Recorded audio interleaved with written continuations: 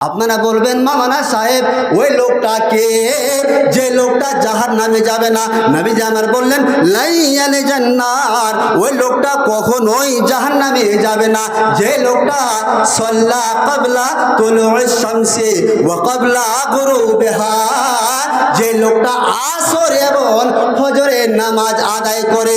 ওই লোকটা আপনারা বলেন মাওলানা সাহেব তাহলে কি জোহরের নামাজটা ছেড়ে দিতে হবে নাকি, তাহলে কি মাগরিবের নামাজ ছেড়ে দিতে হবে নাকি? এই হাদিসের ব্যাখ্যা এরকম নয়। এই হাদিসের ব্যাখ্যা হচ্ছে ওই লোকটা যে লোকটা ঠিক জোহরের নামাজ আদায় করেছে, মাগরিবের আদায় করেছে, এশারের আদায় করেছে, ঠিক ওই লোকটাই সঠিক নিয়মে সঠিক পদ্ধতিতে যদি আসর এবং ফজরের নামাজ আদায় করে, নবীজি আমার বললেন লাইয়ালে জান্নার, ওই লোকগুলো জাহান্নামে যাবে না।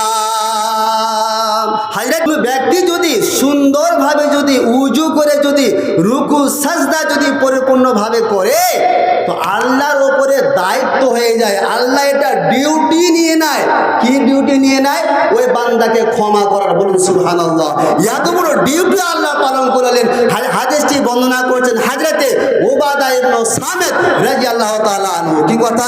খামসু সালাওয়াতিন ইফতারাজাহুন্নাল্লাহু তাআলা, আল্লাহ রাব্বুল আলামিন তোমাদের উপরে 5 ওয়াক্তের নামাজ ফরজ করেছেন। মান আহসানা উজুহুন্না ওয়া সাল্লাহুন্না ওয়া আতাম্মা রুকুহুন্না ওয়া খুশুহুন্না, তোমাদের মধ্যে যে ব্যক্তি সুন্দরভাবে উজু করলো আর বিনয়ের সঙ্গে অন্তরে ভয় ভীতি নিয়ে রুকু সাজদা পরিপূর্ণ সঠিক নিয়মে সঠিক পদ্ধতিতে আদায় করলো, নবীজি আমার বলছেন কানা লাহু আলাল্লাহি আহাদুন আইয়াগফিরা লাহু, আল্লাহ রাব্বুল আলামিন ওই সমস্ত বান্দার উপরে নিজেকে ডিউটিতে পরিণত করে নাই, নিজের দায়িত্ব নিয়ে নাই যে ওই বান্দাকে আমি আল্লাহ ক্ষমা করে দেব। ঠিক ওমাল্লাম ইয়াফাল, তোমাদের মধ্যে যদি কোনো ব্যক্তি এটা সুন্দরভাবে উজু করলো না, পরিপূর্ণভাবে রুকু সাজদাও করলো না, তাহলে ফালাইসা লিল্লাহি হাজা ইনশাআ গফারা লাহু ওয়া ইনশাআ আকাবাহু, তাহলে আল্লাহ রাব্বুল আলামিন কোনো দায়িত্ব নেই না। আল্লাহ যদি ইচ্ছা করেন তাকে ক্ষমা করতে পারেন, আর যদি ইচ্ছা করেন তাকে আযাবও দিতে পারেন। জি, নামাজ এমন একখানা ইবাদত যে ইবাদতখানা আমাদের সমাজে আমরা পড়ি না, আমরা নামাজটাকে পালন করি না। নামাজ যদি আপনি পালন করেন, আজকে আমি চ্যাট জিবিকে জিজ্ঞেস করছিলাম নামাজ পড়লে বৈজ্ঞানিক পদ্ধতিতে লাভ কি কি রয়েছে, ঠিক তৎক্ষণাৎ উত্তর চলে আসলো, হালকা ব্যায়াম হয়ে যায়, রক্ত সঞ্চালন ঠিক থাকে এবং মন মানসিক ঠিক থাকে। জি, আমি আপনি কি করি? শরীরকে ঠিক রাখার জন্য সকাল সকাল ব্যায়াম করি, তাই তো? নামাজের মতো কোনো কি পৃথিবীতে ব্যায়াম আছে? কোনো ব্যায়াম নেই। নামাজ এমন একখানা ইবাদত যে ইবাদতখানা আদায় করলে শরীরে রক্ত সঞ্চালন ঠিক থাকে, ব্লাডটা ঠিক থাকে, ব্লাডের রক্ত চলাচলটা ঠিক থাকে, মানসিক শান্তি পায়, সব দিক থেকে এগিয়ে। কাজে যে হাদিসটা বলছে, আলোচনা করছিলাম এখন, হাদিসটি বর্ণনা করছেন হযরতে আবু উমামা। উনি বলছেন কি কথা? নামাজ পড়লে জান্নাত পাওয়া যাবে। নবী করিম সাল্লাল্লাহু আলাইহি ওয়াসাল্লামের হাদিস উনি তুলে ধরছেন। নবীজি আমার কি বললেন? সাল্লু খামসাকুম, ওরে আমার উম্মতিরা শুনো, তোমরা 5 ওয়াক্তে নামাজ পড়ো। ওয়াসুমু শাহরাকুম, রমজান মাস যদি তোমরা পেয়ে যাও তা রমজান মাসে রোজা রাখো। ওয়াদু যাকাত আমওয়ালিকুম, এবং তোমরা তোমাদের যে তোমাদের মাঠে যে তোমাদের জমিতে ফসল লাগাবে বা তোমাদের যে ধন সম্পদ রয়েছে সে সম্পদ থেকে তোমরা ফরজ যাকাত আদায় প্রদান করবে। ওয়াতিউ যা আমরিকুম, তোমাদেরকে যা আদেশ করা হয়েছে তোমরা সেগুলোকে আদেশ রূপে মেনে চলবে। নবী আমার বললেন তাদখুলু জান্নাতা রাব্বিকুম, তাহলে তোমাদের স্রষ্টা তোমাদেরকে জান্নাতে প্রবেশ করাবে। তাহলে কি বোঝা গেল? নামাজ পড়লে জান্নাতও পাওয়া যাবে, তাই তো? পাওয়া যাবে কি যাবে না? পাওয়া যাবে।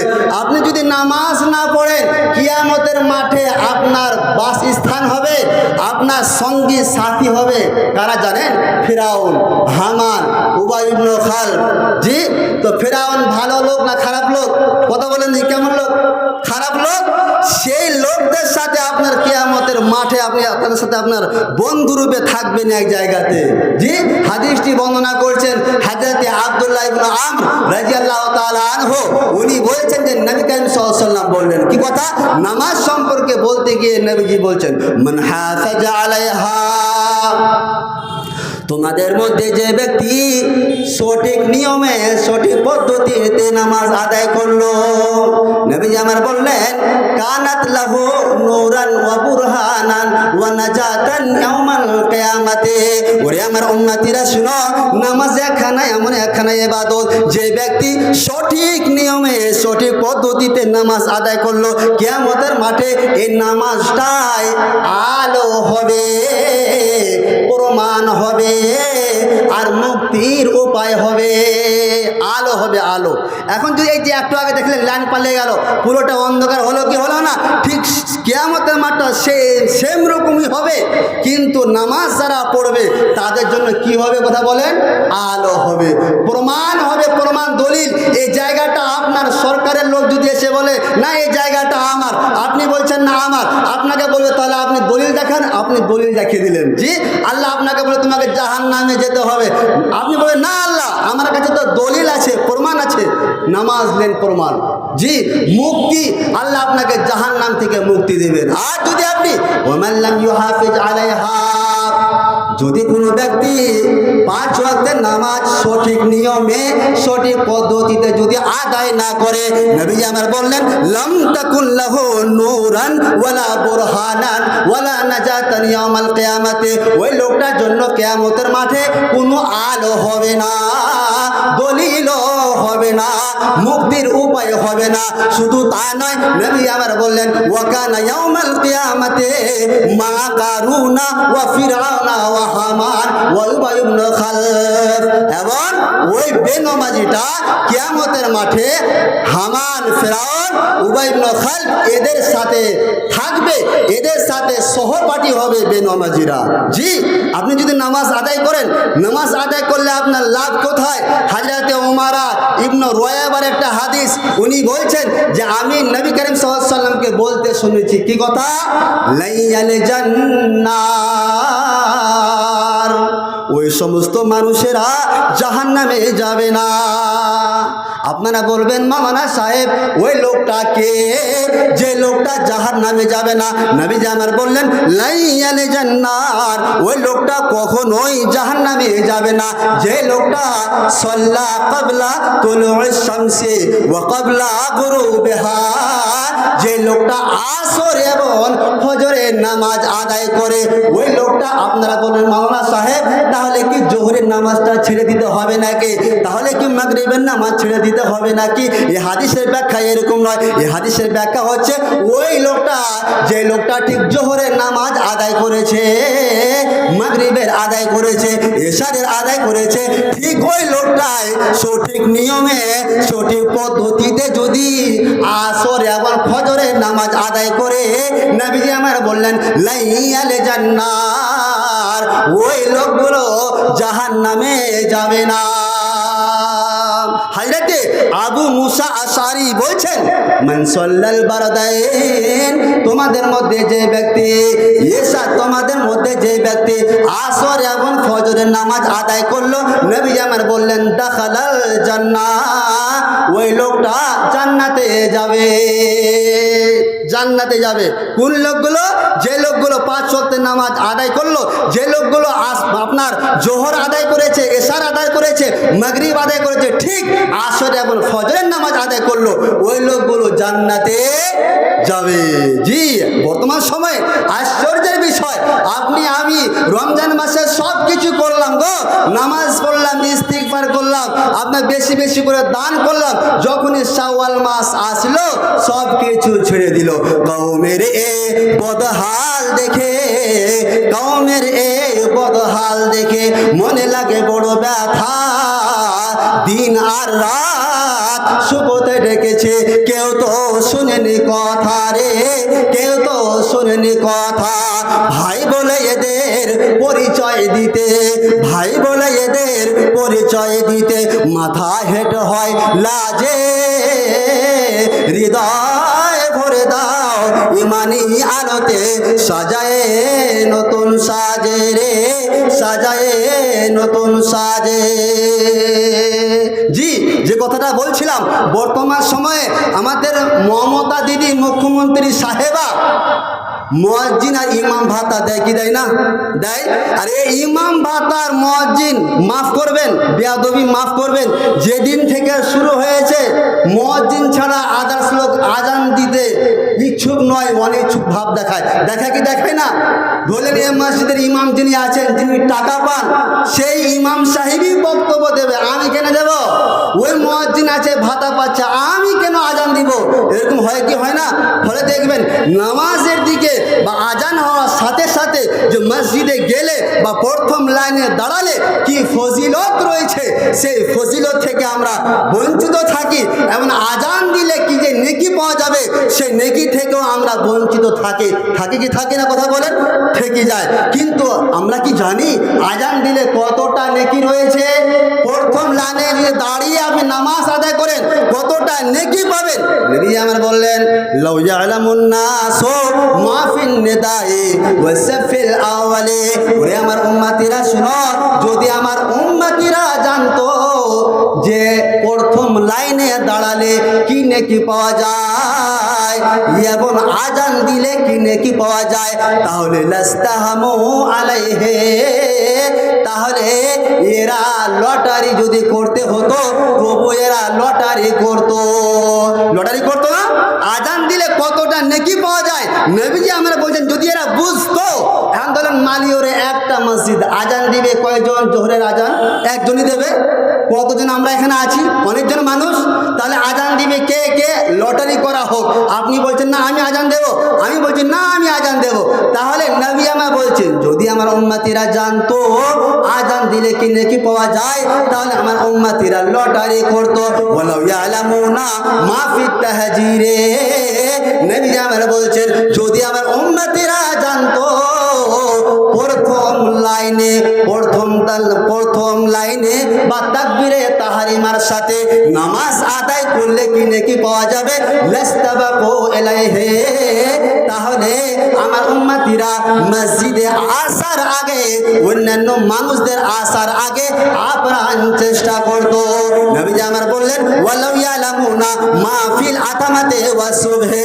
যদি আমার উম্মতিরা জানতো ইশা এবং ফজরের নামাজে কতটা নেকি রয়েছে, যদি এরা ইশা এবং ফজরের নামাজ গুরুত্ব সম্পর্কে বুঝতো, তাহলে লা আতাহুমা ওয়ালা ওয়াহাবুয়ান, তাহলে হামাগুড়ি দিয়ে হলেও এরা সঠিক টাইমে, সঠিক নিয়মে, সঠিক সময়ে ইশা এবং ফজরের নামাজ আদায় করতো।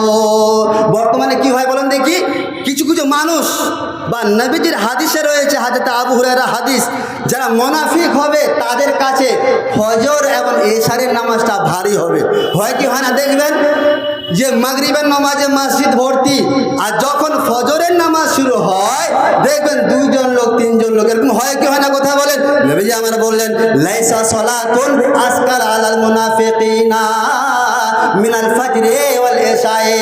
ওরে আমার উম্মতিরা শুনো, জেনে রেখো, তোমাদের মধ্যে যারা হচ্ছে মুনাফিক, মুনাফিকদের উপরে ইশার এবং ফজরের নামাজটা ভারী হয়। ওয়ালাউ ইয়ালামুনা মা ফিহিমা, যদি এরা জানতো ইশা এবং ফজরের নামাজ পড়ে কি নেকি রয়েছে বা কতটা এর গুরুত্ব রয়েছে, এরা যদি ইশা এবং ফজরের নামাজের গুরুত্ব সম্পর্কে যদি বুঝতো, নবী আমার বললেন, লা আতাহুমা ওয়ালা ওয়াহাবুয়ান, তাহলে এরা হামাগুড়ি দিয়ে হলেও এরা ইশা এবং ফজরের সঠিক টাইমে, সঠিক সময়ে নামাজ পড়তে আসতো। কোনো ব্যক্তি যদি ইশারের নামাজ পড়ে যদি বাড়ি চলে যায়, আর ঠিক ফজরের নামাজ যদি জামাতের সহিত যদি নামাজ পড়ে, ইশারের নামাজ জামাতের সহিত আদায় করলো, আবার বাড়ি গিয়ে ঘুমিয়ে গেল, ঠিক ফজরের নামাজ যদি জামাতের সহিত যদি আদায় করে নেয়, লাভ কি রয়েছে? হাদিসটি বর্ণনা করছেন হযরত উসমান রাদিয়াল্লাহু তাআলা আনহু। উনি বলছেন, নবী করিম সাল্লাল্লাহু আলাইহি ওয়াসাল্লাম বললেন, মান সাল্লাল ইশা ফি জামাতিন, তোমাদের মধ্যে যদি কোনো ব্যক্তি ইশারের নামাজ যদি জামাতের সহিত আদায় করে নাই, নবীজি আমার বললেন ফাকা আন্নামা কামা নিসফাল লাইল। আর ওই লোকটা যদি বাড়িতে গিয়ে যদি ঘুমিয়ে যায়, চায়ের আড্ডায় বসে কথা না বলে সোজাসুজি বাড়ি গিয়ে ঘুমিয়ে যায়, আর নবীজি আমার বলছেন তাহলে সেই লোকটা অর্ধরাত্রি নামাজ পড়ে যে নেকিটা পাওয়া যায় সে নেকিটা আল্লাহ রাব্বুল আলামিন দেবেন। অর্থাৎ ওই লোকটা অর্ধরাত্রি পর্যন্ত নামাজ আদায় করলো।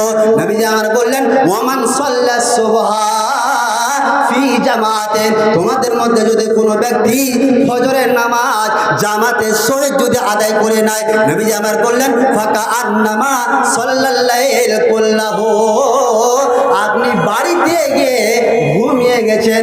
নবীজি আমার বললেন ফজরের নামাজ যদি জামাতের সহিত আদায় করে নেয় তাহলে ওই লোকটা পুরো রাত্রি পর্যন্ত নামাজে পড়তে ছিল। বলুন সুবহানাল্লাহ। এতটা ফজিলত আল্লাহ দেবেন। সাথে শুধু কি করতে হবে আপনাকে, আপনি জামাতের সহিত এশারের নামাজটা আদায় করে নিলেন, আর আদায় করে এসে বাড়িতে ঘুমিয়ে গেলেন। ঠিক ফজরের যখন আজান হবে আপনি মসজিদে গিয়ে জামাতের সহিত আপনি নামাজটা আদায় করে নিলেন। পুরো রাত্রি নামাজ পড়ে যে নেকিটা পাওয়া যাবে সেই নেকিটা দেবেন কে? কথা বলুন, আল্লাহ দেবেন। জি, আল্লাহ দেবেন। তো হাজরতে